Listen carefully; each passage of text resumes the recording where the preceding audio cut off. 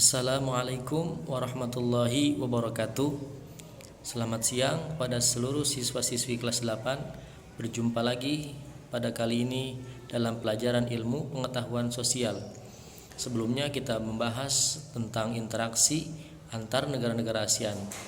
Nah, pada kali ini kita akan bahas bab 3, yakni tentang pengaruh perubahan dan interaksi keruangan terhadap kehidupan di negara-negara ASEAN.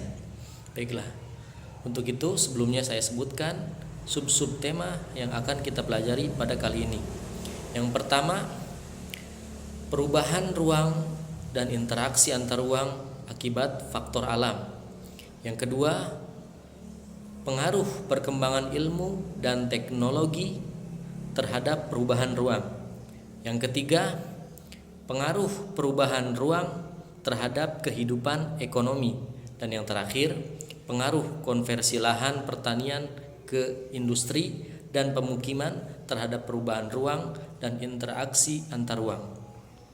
Baik, yang pertama yang akan kita bahas tentang materi pengaruh perubahan dan interaksi keruangan terhadap kehidupan di negara-negara ASEAN adalah pengaruh ruang dan interaksi antar ruang akibat faktor alam. Ya, yang dimaksud dengan perubahan akibat faktor alam adalah iklim, geologi, dan faktor sumber daya. Ya, jadi sebagian besar wilayah negara-negara ASEAN dipengaruhi oleh iklim matahari, muson, dan iklim fisis. Maksudnya apa? Iklim muson adalah perubahan arah mata angin. Hal itu juga yang menyebabkan negara-negara ASEAN terjadi antara musim panas dan musim hujan. Kemudian iklim fisis itu adalah iklim yang dipengaruhi oleh keadaan di suatu wilayah, di mana suatu wilayah tertentu ada yang namanya pegunungan, ada daratan, dan juga ada lautan. Ya, kemudian sedangkan pengaruh geologi adalah sebagian besar wilayah negara ASEAN berada pada daerah tumbukan antar lempeng, sehingga wilayah-wilayah ASEAN ini rawan terjadinya bencana alam akibat tenaga endogen. Nah, kemudian yang dipengaruhi dalam faktor alam tadi faktor iklim dan juga faktor geologi. Iklim tadi karena adanya perubahan cuaca, kemudian geologi karena struktur wilayah ASEAN terdiri dari tumbukan antar lempeng yang membuat rawan terjadinya bencana alam. Kemudian dalam faktor alam ini juga yang mempengaruhi adalah faktor sumber daya alam. Faktor sumber daya alam ini dibutuhkan suatu negara, dan dalam suatu negara itu berbeda-beda sumber daya alamnya. Ada yang sumber daya alamnya mempunyai banyak sumber daya alam, kemudian minim kebutuhan sumber daya manusianya minim, sehingga suatu wilayah tertentu yang mempunyai sumber daya alam yang banyak, namun sedikit sumber daya manusia ini mengekspor bahannya kepada negara yang mempunyai sumber daya manusia yang lebih baik.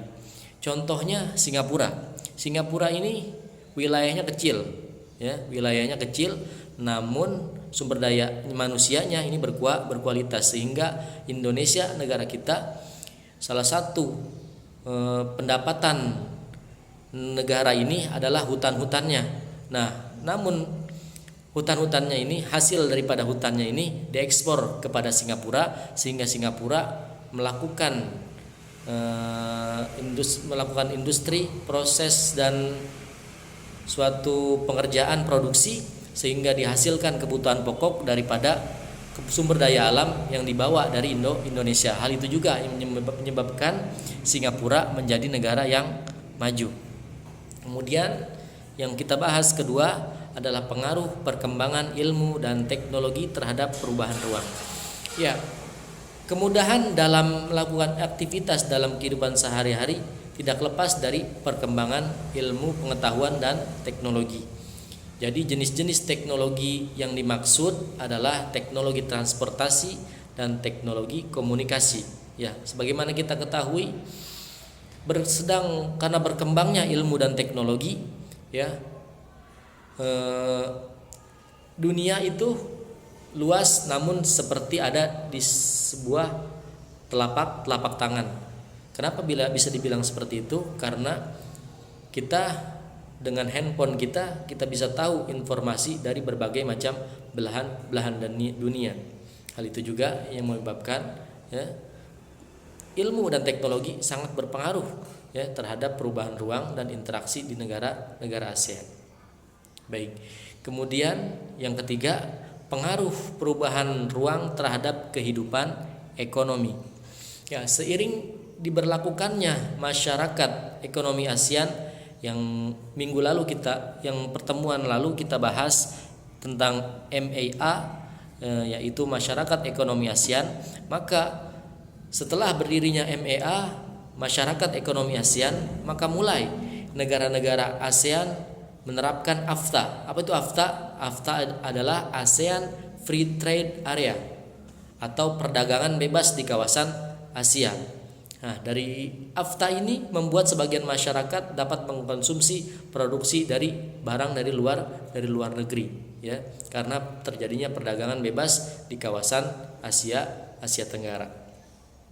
Kemudian yang terakhir, ya, pengaruh konversi lahan pertanian ke industri dan pemukiman terhadap perubahan ruang dan interaksi antar ruang.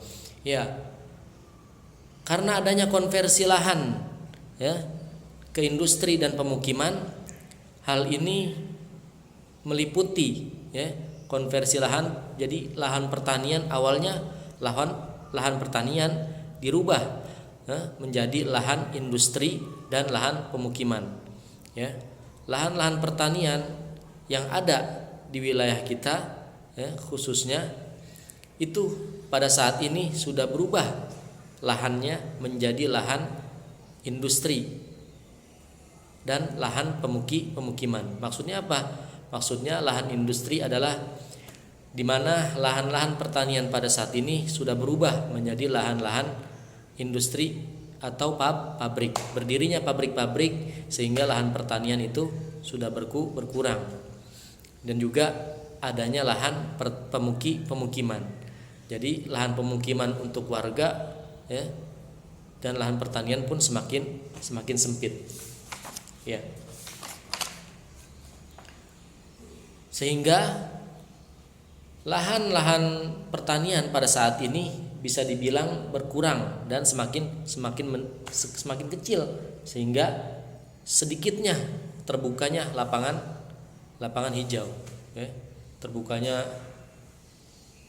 ruang terbuka hijau pada saat ini sudah sedikit karena sudah berdirinya pabrik-pabrik dan pemukiman untuk warga. Baik, itu saja, dan tugas pada kali ini adalah yang pertama soal 5 soal.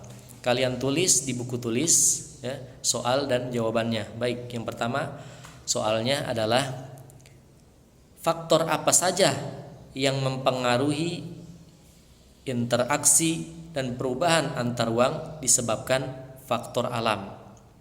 Ya.